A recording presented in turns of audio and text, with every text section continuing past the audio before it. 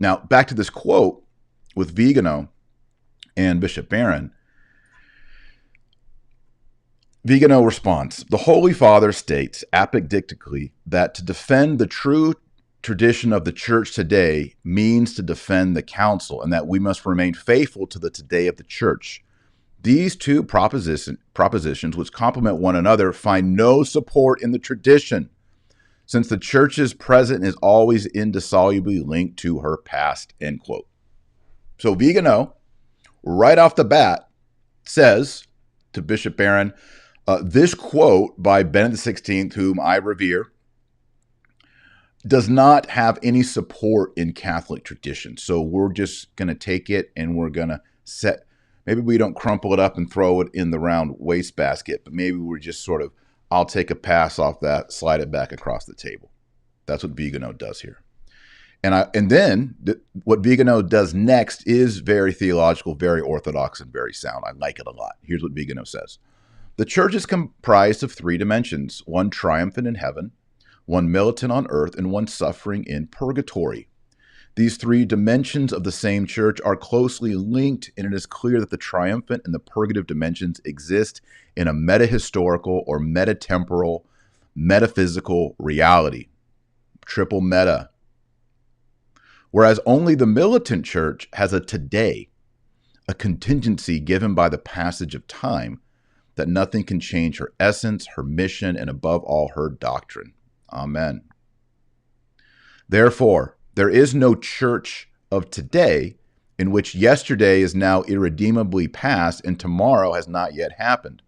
What Christ taught yesterday, we repeat today, and his vicars will profess tomorrow. That the martyrs witnessed to yesterday, we guard today, and our children will confess tomorrow. Oh, man, that's worthy of a coffee mug right there, Archbishop Vigano. I like that.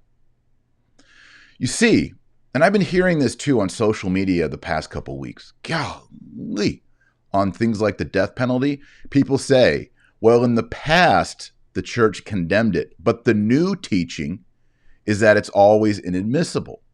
That doesn't work, guys. We're Catholic. We don't believe in progressive revelation. Progressive revelation means that over time, there is new revelation. Now, that was true in the Old Covenant, but it climaxed, the covenant's climaxed in the New Covenant, in the blood of Christ. Since the death of the last apostle, there are no new dogmas. They can be defined, for example, in the Niceno-Constantinopolitan Creed, the Council of Trent, the canons of the Council of Trent, the Seventh Ecumenical Council about the reverence of images, yes. Even the dogma of the Assumption, which we celebrated yesterday, was not dogmatized till 1950, but it happened in the first century, and Christians have believed it all along. We don't get to make up anything new or subtract anything we don't like. And I think Vigano is correct to criticize Pope Benedict for saying, to defend the true tradition of the church today means to defend the council. We must remain faithful to the today of the church, not the yesterday or tomorrow. No, that's not true. It's just not true. If you're in the comments section right now and you believe it's not true, say it's not true.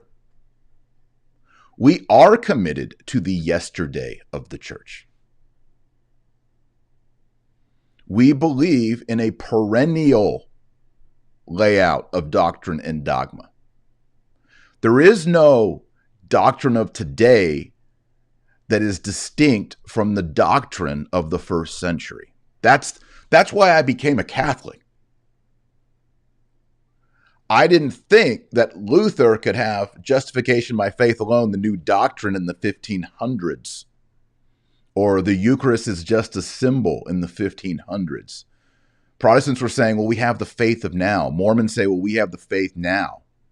Catholics say our faith is identical to the faith of the Catholics in the 1300s, 900s, 500s, 300s, and 100s.